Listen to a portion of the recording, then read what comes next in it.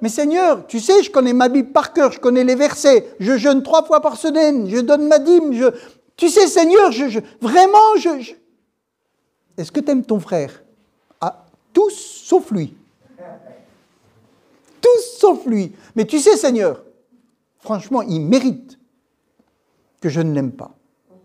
Ah, Jésus dit non, non, mon enfant, je te le dis, c'est pas comme ça, mon ADN à moi, c'est pas ça. Père, pardonne-leur, ils ne savent pas ce qu'ils font. Mon ADN, c'est ça. Ouais, Seigneur, c'est trop dur. Oui, mais mon enfant, c'est ce que je te demande. Et je t'en donne la force.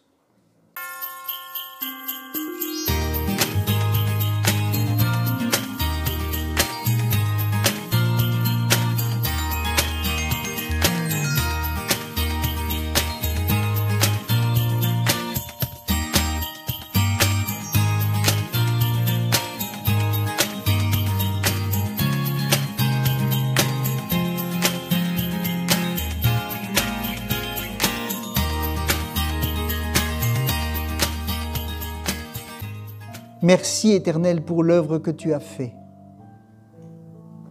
et qui subsiste encore aujourd'hui et qui subsistera encore demain. Nous te rendons grâce, Seigneur. Nous te rendons grâce. Amen. Amen. Gloire à Dieu. Gloire à Dieu. Gloire à Dieu. Merci Seigneur. Merci Seigneur. Que ton nom soit béni. Amen. Bonjour à tous. Bienvenue encore dans la maison de Dieu. Je voudrais ce matin continuer à vous parler ou continuer à poser cette question: comment suis-tu Jésus? Amen. On avait commencé pourquoi suis-tu Jésus? On a continué comment suis-tu Jésus? Et je crois qu'aujourd'hui, on va continuer à se poser la question: comment suis-tu Jésus? Ou comment je suis Jésus? Amen.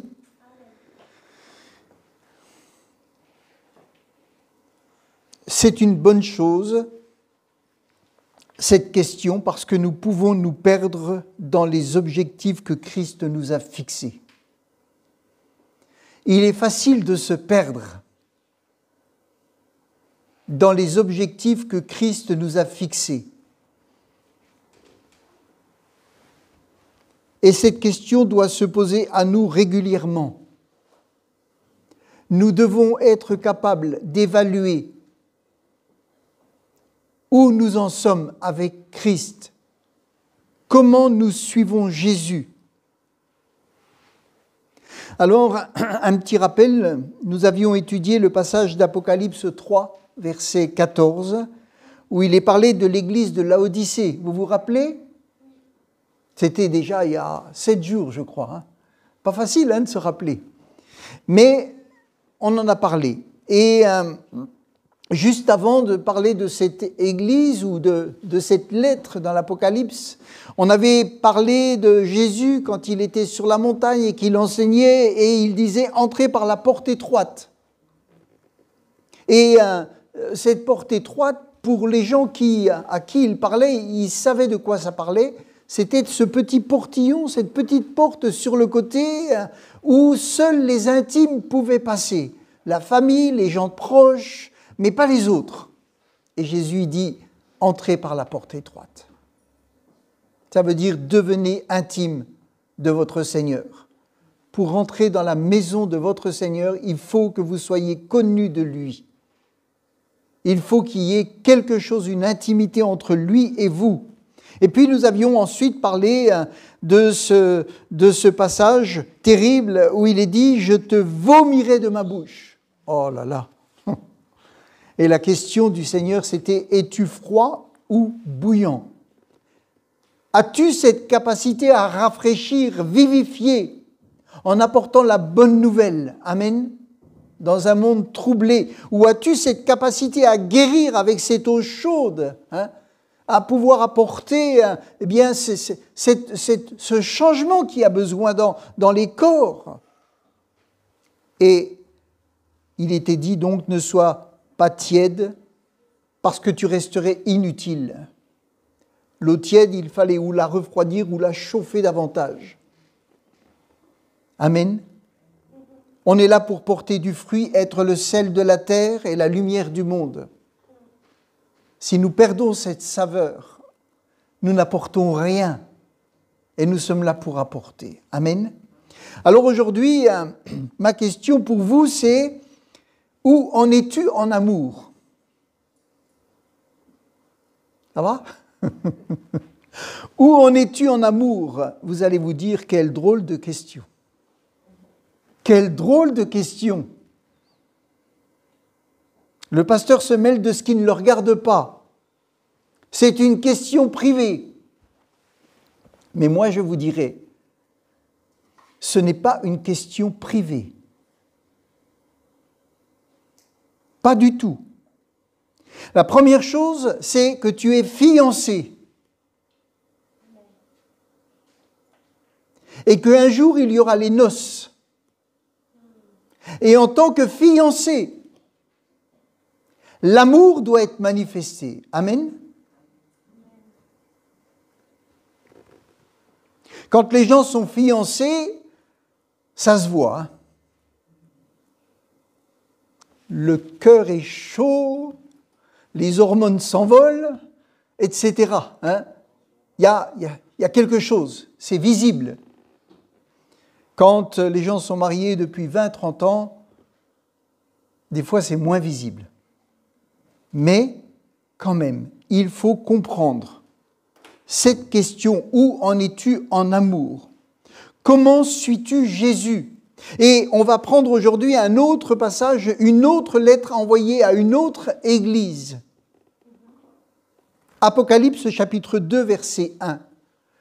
C'est dans Parole vivante, je l'ai pris, où là, Jésus interpelle son église sur l'amour. Et Apocalypse 2, verset 1, il est dit « Écrit au messager de l'église d'Éphèse, celui qui tient les 7 étoiles dans sa main droite et qui vit au milieu des 7 chandeliers d'or, parle ainsi. » Écoutez bien, prenons le temps de le lire. « Je sais parfaitement tout ce que tu as fait. Je sais parfaitement tout ce que tu as fait. » Ça veut dire que cette église avait fait. Elle avait beaucoup fait. Elle avait beaucoup œuvré, beaucoup travaillé. Je connais ta conduite et tes œuvres. Là encore, les œuvres étaient visibles, la conduite était visible, elle était positive. Je connais tes œuvres, tes travaux, ta peine et ton endurance. Quelle belle église, hein? Franchement, quelle belle église, cette église d'Éphèse. Je n'ignore ni tes fatigues, ni la patience dont tu fais preuve. Vous n'aimeriez pas être cette église-là? Waouh! Pour avoir autant de compliments, pour avoir autant de paroles positives, autant de reconnaissance sur vraiment ces faits, ces choses réelles de cette église. Je sais aussi que tu ne peux souffrir les agissements des méchants. Même, il est dit, tu as mis à l'épreuve ceux qui se prétendent apôtres, sans l'être. Vous savez, c'est pas facile. C'est pas facile de lutter contre des doctrines, de lutter contre des séductions. C'est pas facile de discerner quelqu'un qui se dit apôtre. et de pouvoir arriver à finalement le contrer. Quand je dis le contrer, ce n'est pas lui faire la guerre, mais arriver à prouver bibliquement ou spirituellement qu'il dit quelque chose qui est faux. Quelqu'un qui se dit apôtre. Il est dit, tu as mis à l'épreuve ceux qui se prétendent apôtres sans l'être et tu as convaincu de mensonges. Tu as démasqué leur imposture. Ça veut dire que c'est une église qui était attachée, assise dans la doctrine. Amen. C'est une église qui avait reçu un enseignement. C'est une église qui était forte dans le discernement. C'est une église qui ne se laissait pas faire ou enseigner, qui ne laissait pas s'introduire un loup dans l'église sans se rendre compte qu'il y avait un danger. C'est une église vraiment où les bergers, les responsables et même le peuple, tous les chrétiens, veillaient à garder une bonne doctrine, à ne pas se laisser polluer par un enseignement qui les séduise pour se perdre. Tu as prouvé que tu sais supporter bien des souffrances. Oh là là! Et porter bien des fardeaux à cause de moi. Tu ne t'es ni découragé ni lassé. Je signe tout de suite, moi, pour une église qui reçoit autant de compliments. Je signe tout de suite. Parce que vraiment, on se rend compte qu'il y avait une force, une capacité, et on verra qu'il y a eu vraiment des poids lourds qui sont venus dans cette église. Hein. L'apôtre Paul y a passé, je crois, 3 ans. Il a enseigné, il a travaillé, il a évangélisé, il a montré comment faire. Il y a vraiment eu des poids lourds. C'est une église qui a bénéficié vraiment d'un enseignement, d'une doctrine forte, solide. Et ça se voit. Ça se voit, ça se reconnaît. Et c'est très important. C'est très important. On va s'arrêter là pour le moment. Cette église avait donc un parcours exceptionnel sur le plan doctrinal.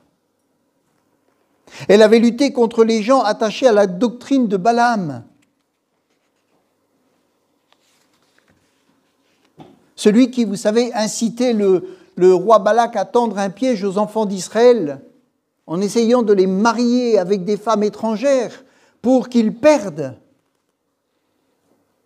leur valeur, qu'ils perdent l'autorité que Dieu leur donnait. Amenés à manger des viandes sacrifiées aux idoles, ils ont lutté contre la doctrine des Nicolaïtes. Nicolaïte veut dire vainqueur du peuple.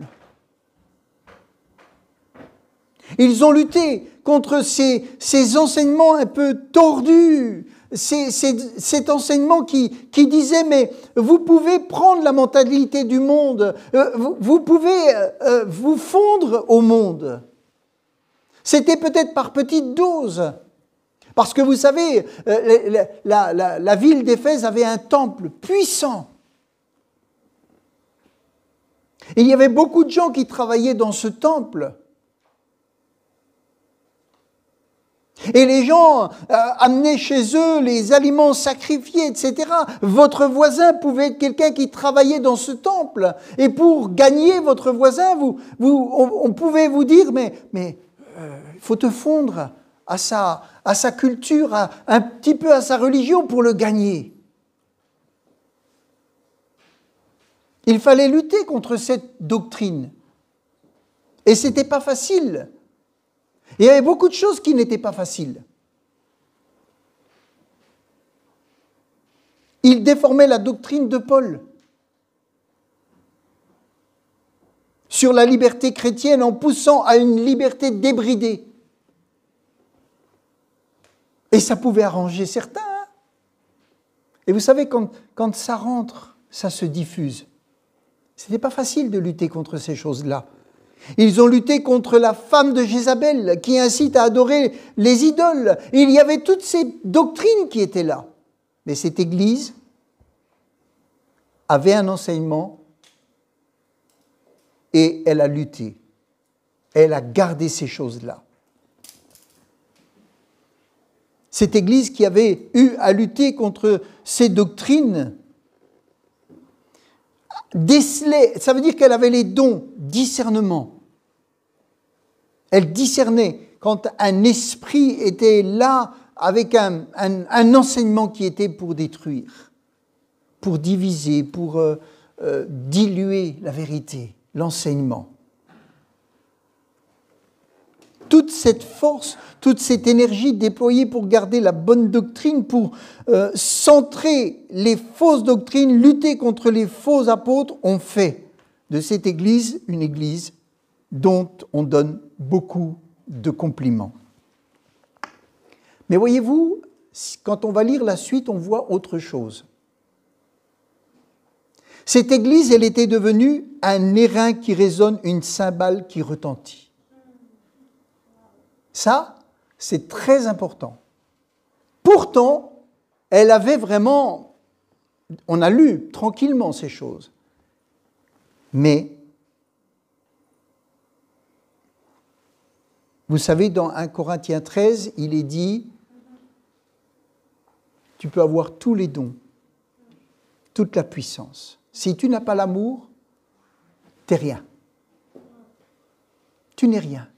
Le chapitre d'avant, c'est les dons. Le chapitre 13, c'est là, et l'amour est après. Et l'amour est au milieu. Et voyez-vous, cette Église, elle a quelque chose à nous apprendre. Il y a 3 choses qu'il faut garder. Garder la doctrine, garder la parole et garder le premier amour. Et cette Église, malgré tout ce qu'elle avait, Jésus lui dit, tu as perdu, abandonné ton premier amour. Ça me fait penser à cet homme qui était venu vers Jésus et qui dit, mais j'ai fait tout, j'ai accompli tout. Et Jésus lui dit, il te manque une chose. Va, vends tout ce que tu as, donne-le aux pauvres, tu auras un trésor dans le ciel. Il est reparti tout triste. Et il est dit, Jésus l'aima. Mais il est reparti tout triste. Pourtant, il avait, toute sa vie, il avait vraiment cherché à obéir au commandement. Et il lui dit, il te manque une chose. Dans Apocalypse chapitre 2, verset 4, il dit à cette Église, « Cependant, j'ai cependant un grief contre toi. Tu as abandonné ton premier amour. Tu ne m'aimes plus comme au début. » Ça ne veut pas dire que tu ne m'aimes plus du tout, mais tu ne m'aimes plus comme au début. Votre amour les uns pour les autres, c'est relâché. Relâché. Et ça, c'est quelque chose qui doit nous interpeller. Et dans la question « Comment suis-tu Jésus ?», c'est vrai qu'on peut être très attaché à la parole, on peut être très attaché à la doctrine, on peut être très attaché à la prière, on peut être très attaché, et c'est très bien, on peut être très attaché à veiller sur l'enseignement, etc. On peut être très attaché à plein de choses, et ça demande vraiment de la consécration. Mais cette Église avait abandonné ce qui pour Jésus était essentiel. Essentiel. Jésus est attaché à l'amour, c'est l'ADN du ciel. L'amour, c'est l'ADN du ciel. Dieu est amour. Et ça doit être l'ADN de l'Église. Amen. Ça doit être l'ADN de l'Église. Je ne parle pas de l'Église de Dole, je parle de l'Église. le corps de Christ. Ça doit être l'ADN du corps de Christ, l'amour. Amen. Alors ça doit être l'ADN aussi de notre Église locale. Ça doit être l'ADN des ambassadeurs. Amen. Ambassade chrétienne. Amen. On est ambassadeur, on représente notre Seigneur là. Et son ADN à lui, c'est l'amour. Donc, quand on a tout sauf l'amour, on manque de l'essentiel. Bien des églises ont lutté pour garder la sainteté, la doctrine, l'obéissance, veiller sur la doctrine. Certains même se sont fermés de l'extérieur tellement ils ont voulu veiller à la sainteté, à la doctrine, tellement ils ont eu peur et tellement ils ont voulu garder la saine doctrine qu'ils se sont coupés de toutes les autres églises.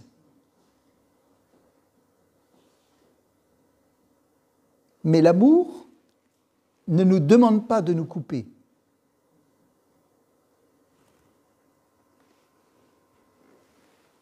On peut même devenir sectaire en voulant garder la doctrine, mais en abandonnant l'amour. On peut bien sûr installer des gardiens de la doctrine, mais ça finit par mettre aussi, je ne dis pas qu'il ne faut pas, la Bible elle le dit, mais ça peut amener, quand ça va trop loin, une suspicion. On va voir des loups partout. Mais l'ADN de Christ, c'est l'amour. Amen. Quand un nouveau vient dans une église, il ne doit pas avoir des policiers spirituels. Il doit avoir des gens qui l'accueillent dans l'amour. La personne qui vient découvrir Christ, elle doit sentir l'amour de Dieu. Amen. C'est ça qu'elle a besoin. C'est ça qu'il lui faut. Et nous tous, vous savez, même avec des années de conversion, ce qui nous fait le plus de bien, c'est l'amour. Amen. C'est ça qui nous fait le plus de bien. Je sais bien que l'ennemi envoie des loups ravisseurs qui insufflent des fausses doctrines, des faux raisonnements. C'est son ADN à lui, le mensonge. Mais notre ADN à nous, c'est l'amour. L'ADN de l'ennemi, c'est le mensonge. Et il va mentir. Jésus dit à cette église qu'il ne voit plus en elle son ADN à lui. Je ne te reconnais plus en quelque sorte. De vérité, l'amour ne doit pas sacrifier la doctrine. Mais la doctrine ne doit pas sacrifier l'amour. C'est très important. Vous savez, je me rappelle, dans l'église où j'étais, c'était la vérité avant l'amour. Et c'est vrai que la vérité, c'est tellement important. Mais les gens, ils ont besoin d'amour. Amen. Et on doit garder la vérité. Dans 1 Corinthiens chapitre 13, verset 13, il est dit « Maintenant donc, 3 choses demeurent. La foi, l'espérance et la charité. Mais la plus grande de ces choses, c'est la charité. » Amen.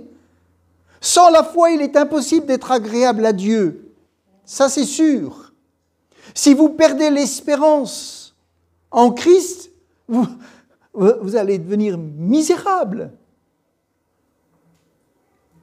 Mais si votre amour part, il ne vous restera plus rien. Il ne vous restera plus rien. Dans le temps présent, la foi, l'espérance et l'amour sont les valeurs les plus importantes du chrétien. On parlait hier de valeurs. La foi, c'est vraiment... Sans la foi, il est impossible d'être agréable à Dieu, on le sait. On le sait. Il nous faut la foi. Amen. Mais ce sont c'est 3 valeurs. La foi, l'espérance et l'amour. Tout l'enseignement du Nouveau Testament nous exhorte à croire, espérer et à aimer. Croire, espérer, aimer. Dans Jean 4, verset 12, il est dit, je vous le lis, « Personne n'a jamais vu Dieu. Si nous nous aimons les uns les autres, Dieu demeure en nous. » Amen. Dieu demeure en nous. Et son amour est parfait en nous. Parfait. Dans Jean 13, verset 35, dans Parole vivante, et ça, on le dit des fois, hein, Jean 13, 35, il est dit « La marque par laquelle... » Pardon, j'ai pas eu le temps de lui laisser chercher. C'est bon ? La marque par laquelle tous les hommes pourront reconnaître si vous êtes mes vrais disciples, c'est l'amour que vous aurez les uns pour les autres. La marque par laquelle tous les hommes pourront reconnaître si vous êtes mes vrais disciples, c'est l'amour que vous aurez les uns pour les autres. Notre premier témoignage, c'est l'amour. Amen. C'est ce que dit Jésus. Ce qui parlera le plus aux gens, c'est l'amour. C'est ça qui les fera reconnaître que vous êtes des disciples.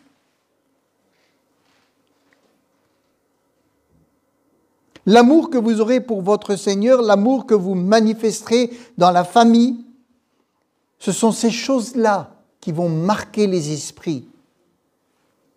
On peut chercher la puissance, l'onction de puissance, et c'est bien, c'est nécessaire. Mais j'aimerais vous dire une chose, ou une chose qu'il faut bien comprendre, la puissance délivre. Amen.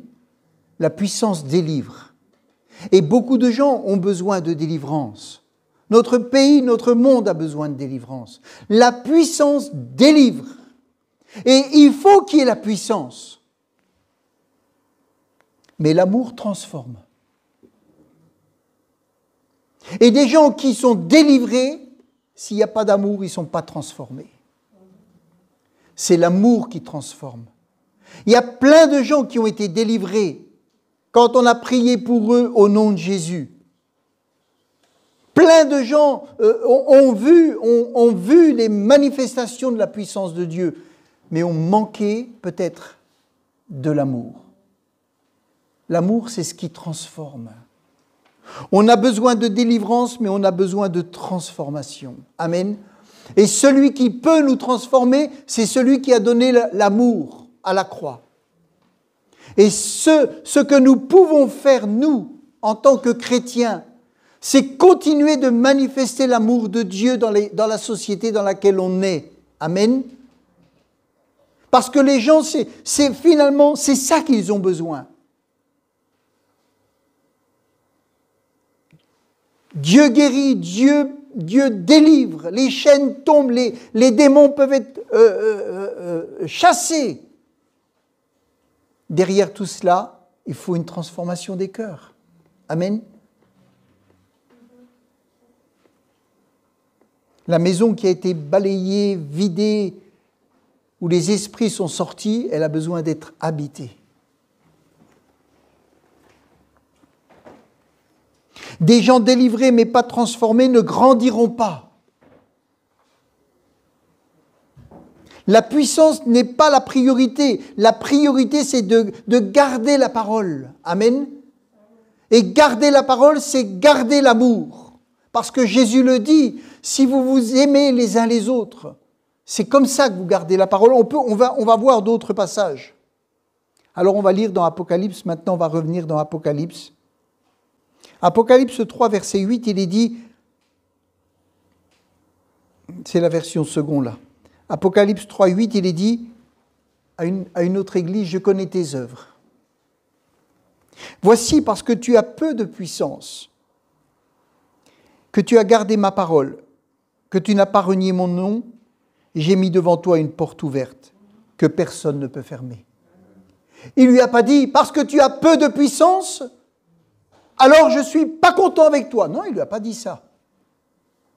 Non. Si on a beaucoup de puissance, tant mieux. Hein. Mais il dit, tu as peu de puissance, tu as gardé ma parole. Amen. Tu n'as pas renié mon nom. J'ai mis devant toi une porte ouverte que personne ne peut fermer. La priorité, c'est pas de rechercher la puissance. C'est pas la priorité. Elle est nécessaire, elle est indispensable, c'est vrai. Mais c'est pas la priorité. La priorité que dit Jésus à cette église, ils avaient tout. Mais il dit, tu as perdu ton premier amour.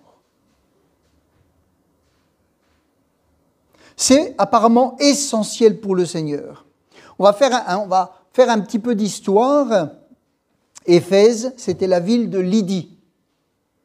Cette marchande de pourpre qui aimait Dieu mais qui ne connaissait pas l'Évangile et qui était avec ses amis au bord d'une rivière et Paul est arrivé, ils ont cherché un endroit où les gens se réunissaient et il lui a parlé de l'Évangile et cette femme a donné sa maison. Elle n'a pas donné, hein, elle a ouvert sa maison pour qu'il puisse annoncer l'Évangile.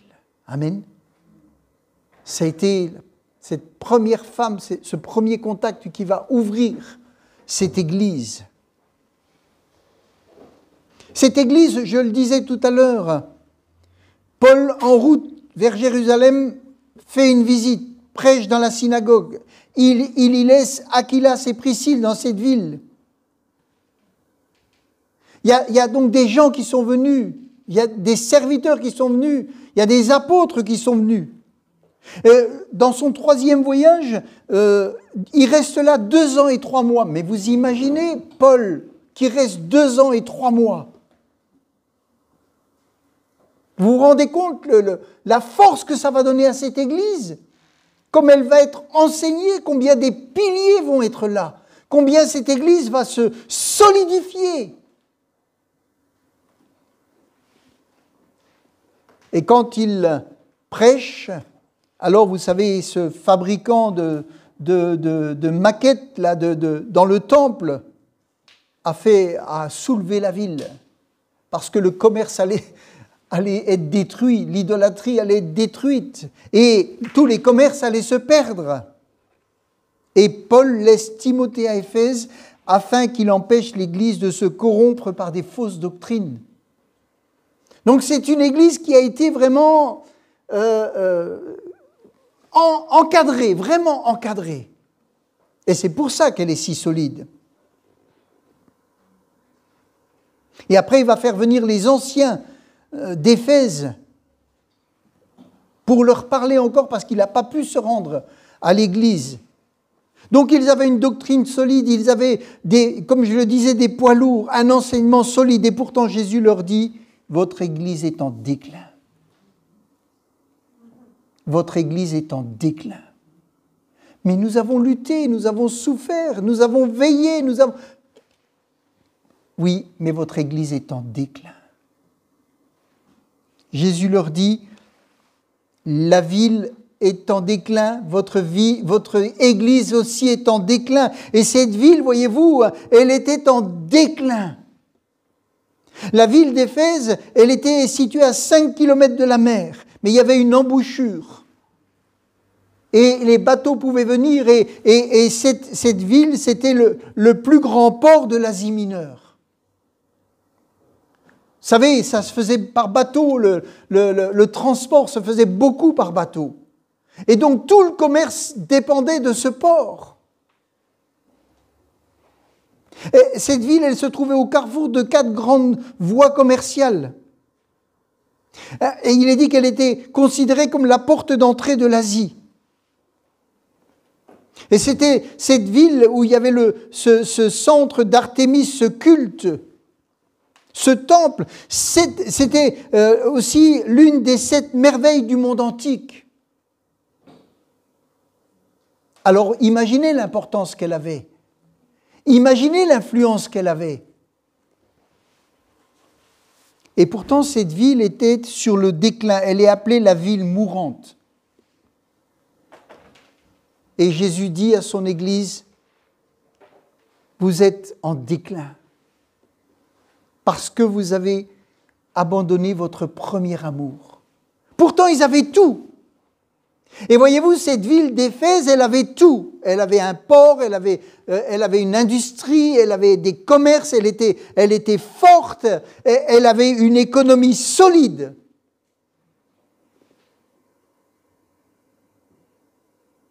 Mais elle avait un problème, cette ville. C'est que ce fleuve, le terrain, la vase s'installait et descendait, jusqu'à un moment où petit à petit les bateaux n'ont pas pu passer. Les bateaux, à un moment donné, comme le fond était trop, il y avait trop de sédiments, ça ne pouvait plus. Ça s'appelle des alluvions. Alors les bateaux ne pouvaient plus rentrer. Et ils ont fini par aller ailleurs. Et la ville, elle avait tout. Elle avait tout. Mais elle était en déclin à cause de ce problème-là. Et voyez-vous, une église peut tout avoir. Tout. Les dons, une bonne doctrine, des serviteurs de Dieu qui peut-être sont solides. Comme cette ville, elle avait tout. Mais à cause de ce problème-là, la navigation s'est arrêtée. Et cette ville était en déclin. Alluvion, c'est un dépôt de sédiments dans le cours d'eau ou d'un lac. Et nous constatons donc que cette ville a été détruite par cette vase qui s'est répandue au travers du cours d'eau qui va empêcher la circulation. Donc, pour le Seigneur, le sujet de l'amour est très important. Amen. Plus que la puissance, plus que les programmes, c'est pour Jésus une priorité. Amen. C'est une priorité. On s'en rend compte dans cette Église qui avait tout et à qui Jésus apporte vraiment un compliment, on va dire, où il atteste toutes les valeurs de cette Église. Et comme je le disais, on pourrait signer tout de suite pour avoir ces valeurs-là. Mais il y a quelque chose à laquelle Jésus est attaché, c'est l'amour. Et on va lire maintenant dans Apocalypse chapitre 2, verset 5. Apocalypse chapitre 2, verset 5. Et il demande à cette église, il lui dit, tu as tout. Mais moi, ce que je vais te dire, c'est que tu as besoin de te repentir. Et il dit, allons, rappelle-toi de quelle hauteur tu es tombé. Il parle là d'une chute. Tu es tombé. Souvent, on dit, oh, je suis tombé parce que, je sais pas, j'ai regardé un truc à la télé, c'était franchement, bon, je suis tombé. Mais jamais on dit, je suis tombé parce que quand j'ai eu un problème avec une sœur et un frère, je ne lui parle plus pendant 6 mois. On ne dit pas, je suis tombé. Mais Jésus dit, tu es tombé. Tu es tombé. Nous, on dit, bon, ça va s'arranger. Non, Jésus dit, tu es tombé, tu as besoin de te repentir. Voyez les valeurs que nous, on peut voir, comment on peut, je dirais, se rassurer. Mais Jésus ne rassure pas son Église, là. Il ne la rassure pas. Il lui dit pas, tu sais, bon, tu as perdu ton premier amour, mais tu as tellement d'autres choses que ça passe. Non, il ne lui dit pas ça. Ça, vous savez, ça doit nous parler. Ça doit parler à tous les pasteurs. Parce que les pasteurs doivent s'entendre. Et ce n'est pas toujours le cas.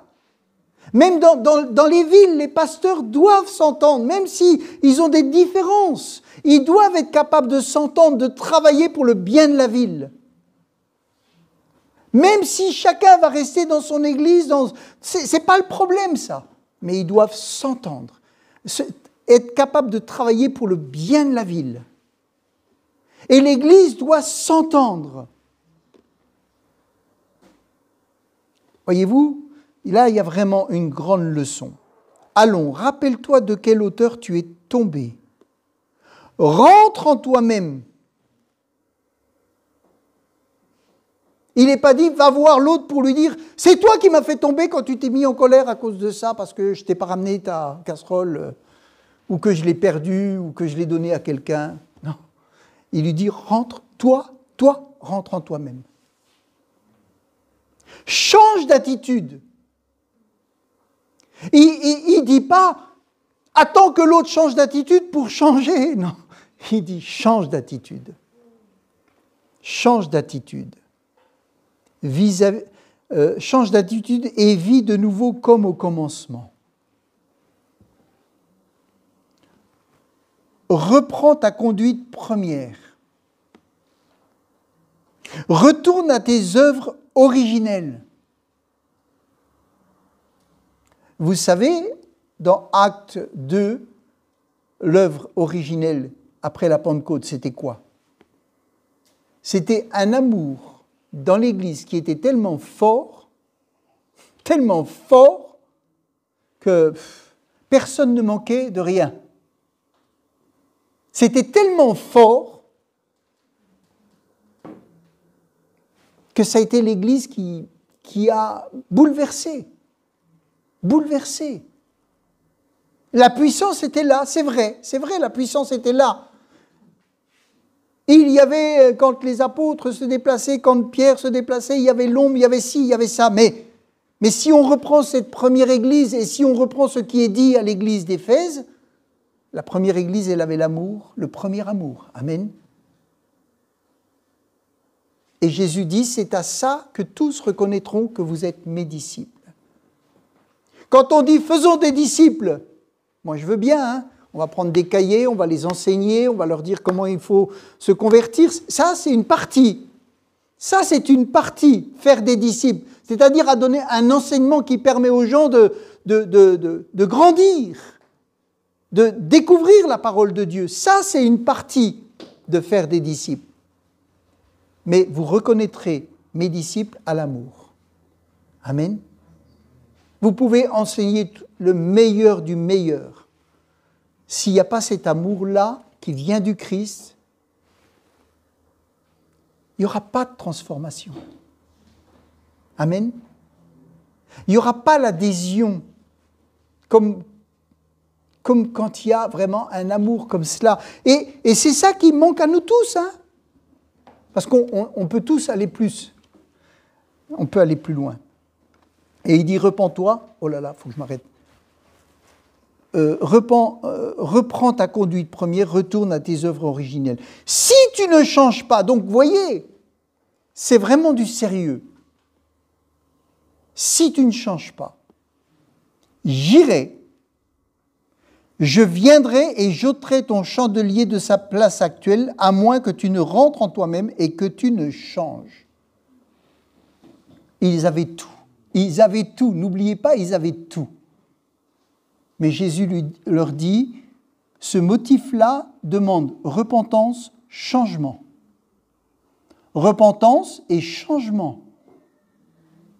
Vous savez, des fois on va dire il faut se repentir. Non, il y a des domaines où il faut demander pardon.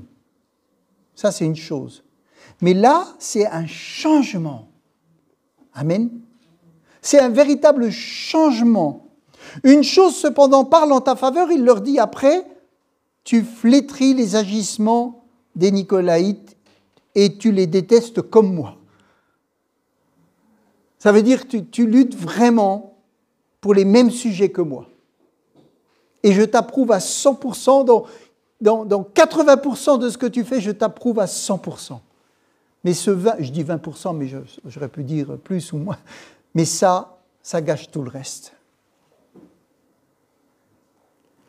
Dans les versions, il est dit « tu ne m'aimes plus comme au commencement » ou « tu as abandonné ton premier amour » ou « tu as perdu ton amour d'antan ». Ou d'autres versions disent, tu as abandonné la première charité. Tu ne m'aimes plus comme au début. Tu as abandonné l'amour que tu avais au début. Donc il y a quelque chose que Dieu met en nous au début de notre vie chrétienne quand vraiment nous le rencontrons.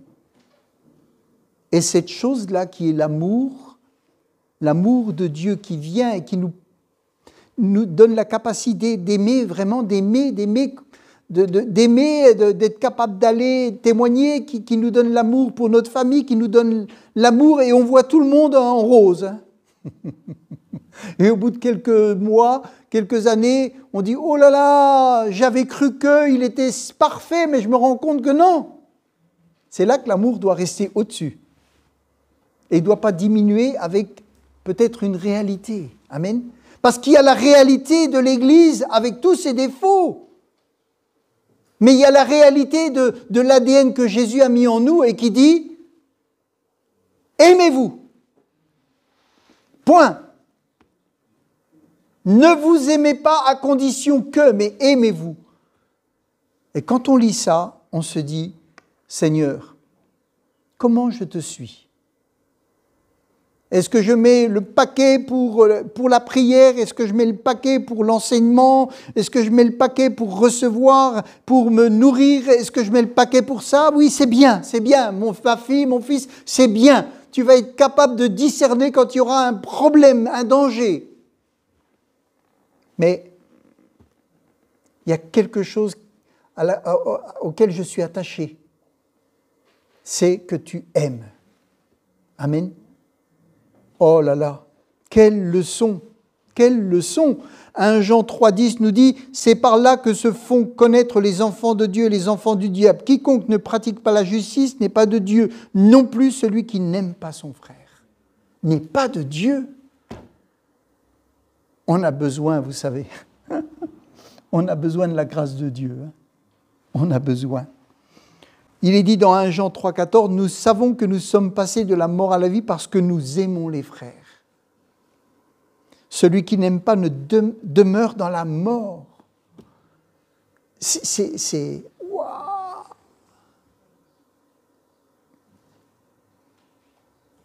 Celui qui n'aime pas n'a pas connu Dieu, car Dieu est amour. L'ADN de Dieu, c'est l'amour. Amen. Ah oui. Si quelqu'un dit « j'aime Dieu » et qu'il haïsse son frère, c'est un menteur.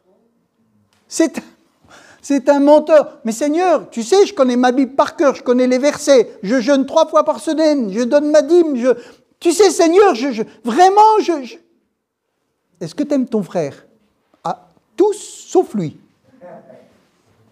Tous sauf lui. Mais tu sais, Seigneur, franchement, il mérite que je ne l'aime pas. Ah, Jésus dit non, mon enfant, je te le dis, c'est pas comme ça, mon ADN à moi, c'est pas ça. Père, pardonne-leur, ils ne savent pas ce qu'ils font. Mon ADN, c'est ça. Oh, Seigneur, c'est trop dur. Oui, mais mon enfant, c'est ce que je te demande. Et je t'en donne la force. C'est ce que je te demande. Parce que quand tu feras ça, alors ils sauront que tu es mon disciple. Quand tu aimeras ton voisin détestable, alors là, il saura que tu es mon disciple. Même s'il continue à te détester, il le saura. Et mon esprit le travaillera. Et il verra cet amour. Amen. Mon Dieu. Alors, si nous devions évaluer notre amour entre 1 et 10, pour notre Seigneur, on va laisser réfléchir. Mon amour pour le Seigneur, entre 1 et 10. Alors là, on peut mettre une grosse note. Hein. On peut, hein. Ah, Seigneur, tu sais que je t'aime. Tu sais que je t'aime, hein. Si on met une note entre 1 et 10, l'amour pour mon mari, si j'ai un mari, hein, ça dépend des jours. Ça dépend des jours. Ou pour mon épouse? Ça va dépendre des jours. Pour mes enfants? Ça dépend de ce qu'ils ont fait à l'école, ça dépend de quand je rentre, s'ils ont rangé la chambre, s'ils ont fait ci, s'ils ont fait ça. Franchement, ça va dépendre de ça, parce qu'il y a des jours. Ça ne veut pas dire qu'il ne faut pas leur dire range ta chambre, attention. Hein. L'amour, ce n'est pas quelque chose qui nous rend chamallow, tout mou et on ne dit rien. Hein. Non, ce n'est pas ça.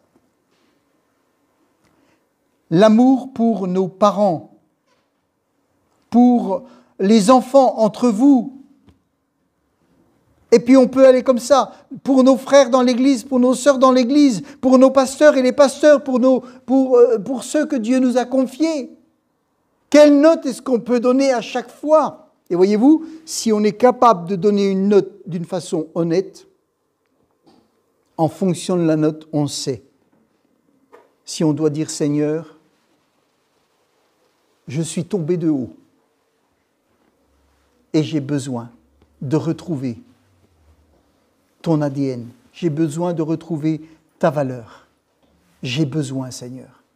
J'ai besoin. Allons, rappelle-toi de quelle hauteur tu es tombé. Rentre en toi-même, change d'attitude, vis de nouveau comme au commencement. Reprends ta conduite première, retourne à tes œuvres originelles. Si tu ne changes pas, j'irai, je viendrai et j'ôterai ton chandelier de la place actuelle. Donc l'amour dans l'Église, c'est du sérieux. Ce n'est pas une option, c'est du sérieux. Amen. C'est vraiment du sérieux. Quand on lit ce passage de l'Apocalypse et quand on voit cette Église avec un niveau spirituel haut, et ce que Jésus dit, on se rend compte que c'est vraiment du sérieux. Ce n'est pas quelque chose qu'on doit remettre au lendemain. C'est vraiment du sérieux.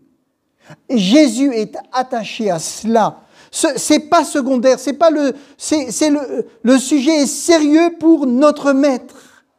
Et il doit être sérieux pour nous. Amen. Son honneur dans le monde dépend de cet amour-là. Son honneur dans le monde dépend de l'amour que nous avons. Parce que le témoignage qu'on va donner de son nom dépend de l'amour qui est là. Il veut attirer à lui, mais il veut que le monde reconnaisse que nous sommes ses disciples. Il veut sauver, mais ce qui peut empêcher, c'est ça. Il n'y a pas que ça. Hein. Alors je pose la question, où en est ton amour? Où en sommes-nous en amour? Où en sommes-nous? Quelle évaluation pouvons-nous donner personnellement à ce sujet-là? Avoir une bonne doctrine, une connaissance approfondie pour enseigner, aider, soutenir, c'est indispensable. Vous savez, on fait là des formations et il est dit que le caractère est tellement important. Il y a des gens, ils ont reçu des dons, mais leur caractère ne change pas. Tout est détruit. Le caractère, c'est le fondement, c'est ça. Perdre son premier amour est un drame pour l'Église, un drame pour une ville, un drame pour Dieu. Et c'est un drame pour nous quand nous perdons notre premier amour. C'est un drame, c'est quelque chose qui demande de la repentance, qui demande à entrer en soi, qui demande à se recentrer. C'est vraiment un sujet de repentance. Amen. C'est une chute. Regarde d'où tu es tombé. Ça exige. Et Jésus dit une parole, il dit, si tu ne changes pas, alors j'agis. C'est moi qui vais agir. Amen. Agissons pour empêcher Jésus d'agir. Parce que là, c'est vraiment une parole sévère. C'est vraiment une parole sévère. Parce que là, on est dans une chose essentielle. Amen. Alléluia. Père éternel, nous voulons simplement venir à toi ce soir, ce matin. Tu vois, Seigneur, cette question, pourquoi tu me suis? Seigneur, tu m'as guéri, Seigneur, tu m'as convaincu, Seigneur. Seigneur, je te suis parce qu'on m'a parlé de toi et j'ai vu combien tu es grand. Comment je te suis, Seigneur? La semaine dernière, Seigneur, j'ai vu que la tiédeur ne rapporte rien au monde. Tu as dit qu'il faut être bouillant ou froid. Tu as dit, je viens frapper à ta porte pour dîner avec toi. Je veux te redonner la force. Je veux te redonner de la motivation parce que tu es tiède. Et Seigneur, j'ai besoin que tu me visites pour me redonner des forces. J'ai besoin d'une visitation de ton esprit parce que je me sens tiède. Je sens que j'apporte plus. Je sens que j'ai perdu un peu la motivation pour évangéliser. Je sens que j'ai perdu la motivation pour me réunir avec les autres. J'ai besoin que tu viennes frapper à ma porte. Je veux t'ouvrir et je veux que tu dînes avec moi. Je veux souper avec toi. Je veux que la communion de cette sainte scène, de cette force revienne.